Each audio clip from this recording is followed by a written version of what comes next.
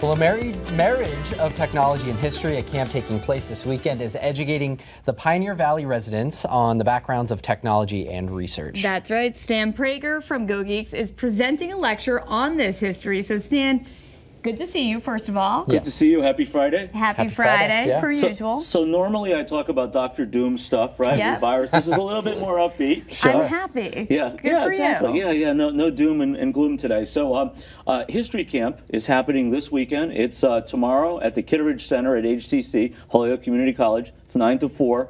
It's what's called an unconference.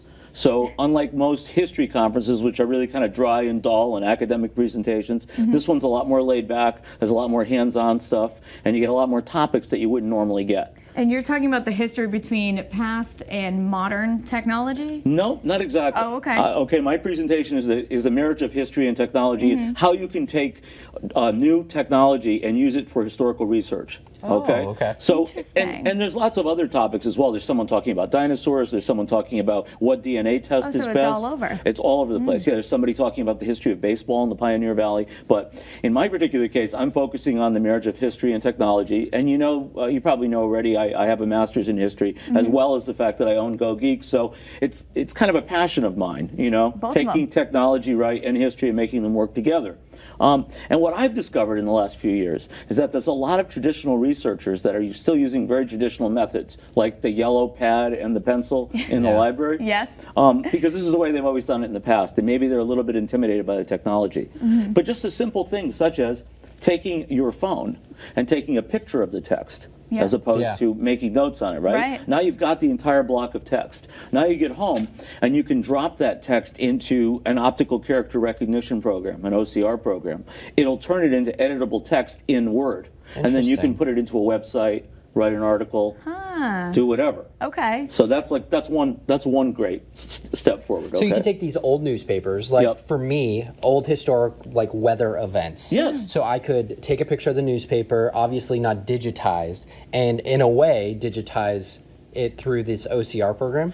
Absolutely. So you Wow, can take okay. you could take just the photo, of course, and edit the image and keep it just as a photo. But then you can't pull text out of it, right? You may not want to present all of that, right? Right. But so if you use an OCR program, it's going to be fairly accurate, maybe not 100% on something that's really old, but it's like 99%. Interesting. It's going to drop it into Word, and then you can edit it.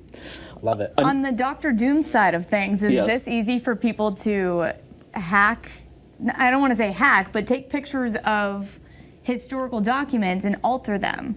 I suppose if you could do something criminal, you could do it with anything. But That's this true. is not really much of a world of intrigue when it comes to that kind of stuff. Typically this is more from a research convenience standpoint. and- Exactly. okay. Yeah. So like I have a book blog, for instance, right? And so in the past, when I'd be reading a book, I would be taking notes about what I wanted to discuss in the book blog. Now I just snap a picture with my phone, and then when I'm done reading the book, I'll take those pictures of different things and I'll pull things out of there that I want to refer to in the review.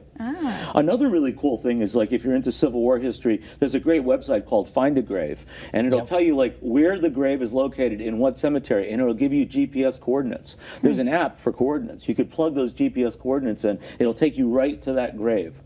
We used this when I went to Prague. Did you? Not this exact thing, but we were Yeah. trying to find the grave of someone in particular. Yep. And we did, so that must have been similar to Yeah, this. exactly. Like some of the basic Google Maps programs will work with this.